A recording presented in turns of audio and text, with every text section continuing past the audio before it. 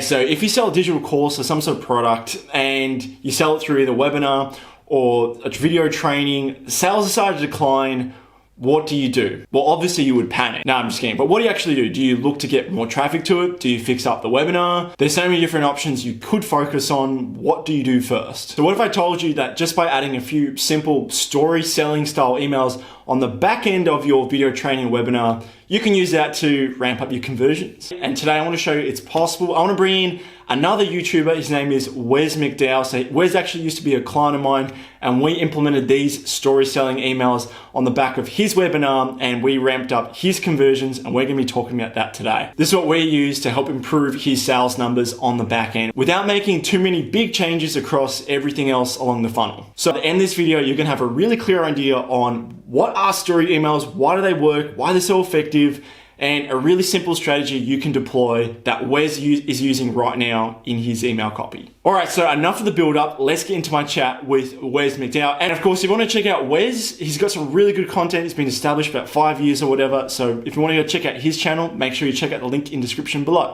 Yeah, so I should probably introduce you. So if you're watching this right now, I'm joined with Wes McDowell, and Wes has got his own YouTube channel, and I'm really excited to chat with him because I've written some emails for Wes. He was on my podcast. Wes once did have a podcast. Now he's focusing solely on his YouTube channel. And Wes, thanks so much for coming on, man. Have a quick chat. Always good to talk to you, Jules. Yeah, I really appreciate it. So I remember before we were talking, like you were selling a course. It was a lot of traffic was coming through your webinar, through your YouTube channel. Could you tell me a little bit, what were you selling and what was the problem you were kind of running into before then? Yeah, so I sell a course, which is all about teaching small business owners how to make the most of their website for client generation. And, you know, the emails I had to begin with were typical kind of old school sales emails, right? I would kind of hit on an objection in each one of them, not in a very nuanced way, just kind of like, here's what you might be thinking, and here's why that's either not valid or not really a concern or, you know, whatever. So I felt like it just lacked a bit of that connection, for a better word, lack of better word. Yeah. Yeah. That empathy as well. Exactly. Yeah. Okay. And what else did you try to improve? So just so everyone painting the scene. So you've got some emails. Okay. You actually done the right thing of addressing objection, but maybe it wasn't enough empathy or understanding. So what else did you try and improve the conversion rates of those emails? Well, I mean, when we talk about a course and like an evergreen course funnel, emails are just one part of it. So things I would try were like adding GIFs, adding, you know, just basically rewriting them a few times, focusing on different aspects. Like I would go in to my analytics and drip, and I would see, okay, which of these emails is being opened the most, which are kind of not being open very much at all. How much are people clicking on this one over to my sales page versus how many, like this one kind of sucks over here. So it's basically trial and error, figuring out what messaging is working for people. So that's kind of where I was with the emails. I did other stuff too, obviously tweaking my sales pages. I've made a lot of webinar tweaks over the years, but yeah, in terms of emails, it's just, what are the hooks that I can test? Yeah, exactly. So you did the smart thing of going back through your analytics and data and then saying like, okay, what's working? Let's do more of that. What's not working? And let's fix that. And so when you and I were first talking about potentially doing story emails, what do you think was the draw for you? What attracted you to maybe including that in your strategy in the follow-up? Well, first of all, I mean, you brought it up to me. I hadn't really thought of it. And then you wrote to me, and we'd worked together in the past on copywriting things and emails and stuff. So I said, hey, this is worth a shot. You know, it's worth seeing what Jules can do. Because I'm the kind of person who, I'm not super touchy-feely about stuff like that, but I do know that people do respond to stories, and they do respond to hearing how something worked for somebody else rather than just kind of taking my word for it that it worked. So you brought it up to me, and I was like, okay, Jules has done some good stuff for me in the past. Let's see what happens. And yeah, very pleasantly surprised with the results of Yeah. that. Okay. Before we touch on those results, I love a bit of a Yeah. cliffhanger. One of the things that I thought was really cool when I was going through it and talking to your customers was that you just hear some of the most, not crazy stories, but just like, oh wow, I didn't really think of that. Like one person had tried 7 different other website courses until they tried yours and they got a great result out of it. And I just thought like, wow, that would really make someone think again if they feel like they've tried it all. Were there any of those sort of stories that sort of came up and you're like, oh, I didn't really think of that. That's really powerful. Yeah, well, I mean, the big one that came up for me was the guy who basically had his biggest client acquisition ever, Yeah, like that's a right. week into having his new website. So that was huge. Like these are things that as the course creator myself, like sometimes they bring these things up like in the Facebook group, sometimes they don't. But it was great to have someone like you interview them for me because Mm, that gets it gets to the root of it so much easier because they feel like they're talking to an impartial third person, yeah, totally. right? When they talk to me directly, it's like they get a little bit like they don't really they get a little flustered and they don't remember what they wanted to say. And it kind of like I had another interview with one of my students last a few weeks ago for my Yeah, YouTube channel, yeah.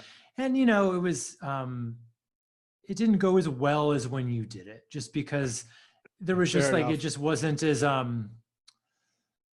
again like the third party just kind of not talking about me but talking about me to someone else Yeah.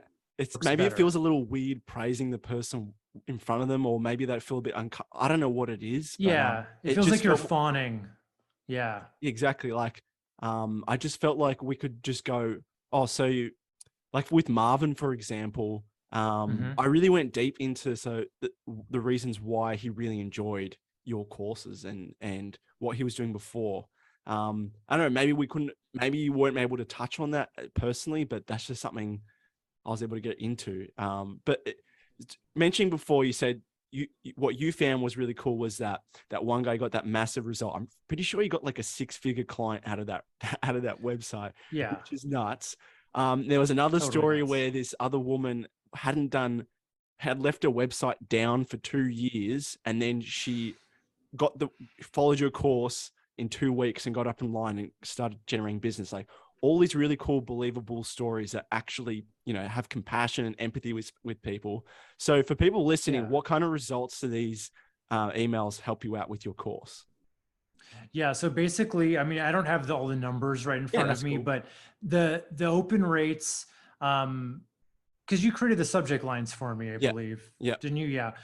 The open rates on those are definitely improved from what they were before.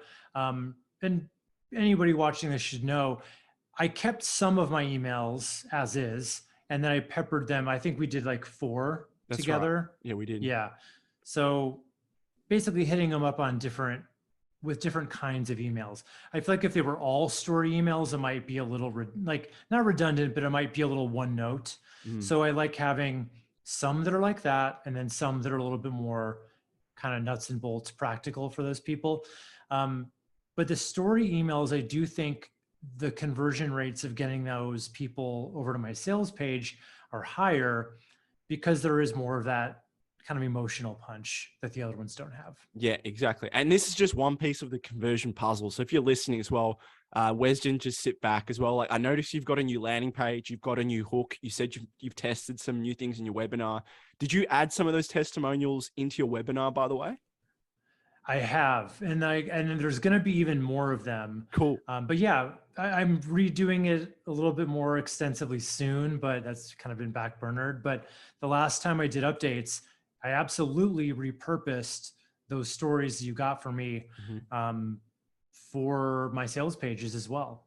Okay, cool. 'Cause Well, so if why everyone, waste a story? exactly, yeah. So to Yeah. sum up, what we've been speaking about, I want to make this episode just short, sharp for people listening, not like a long, drawn out podcast. So at the start, Wes was mentioning how it was just sort of mentioning maybe the nuts and bolts and bring up objection, but being too direct. And what we've done is that we still included some of those more of the nuts and bolts, but then peppered in some of the story emails, had a bit more compassion.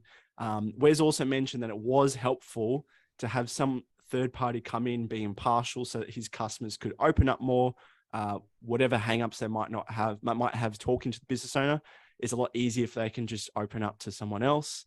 And then, of course, repurposing those testimonials in your sales presentations, in your webinars, VSL, or whatever it is. Why not just use it as much as you can? So, Wes, thanks a lot for coming on here, dude. More than happy for you to chat about your YouTube channel, because it's very congruent with my audience as well. So what do you like to talk about on your YouTube channel? Yeah, I mean, basically the same thing as I talk about on my course, how to make the most of your website and your digital marketing to get more clients for your service. I talk mostly to service business owners. So that's mostly what it's about. Cool. And it's just Wes McDowell. That's just the channel name? Wes McDowell is the channel name, yeah. Okay, cool. Well, thanks a lot for coming on the video today. It's different. Yeah. Thanks a lot, Wes. Can I give a bonus tip? Oh, you can use of this course. if you want. Of course. All right. So you already know this, Jules, but anyone watching, this is actually pretty cool. So Jules, you interviewed my customers on video. I was watching that later. So what I did was, to make the stories feel more real in the emails, is I took little snippets of their interview, like the best little sentence. I turned it into a GIF with words on the screen. So it's silent, but they're talking and the words of their testimonial come up.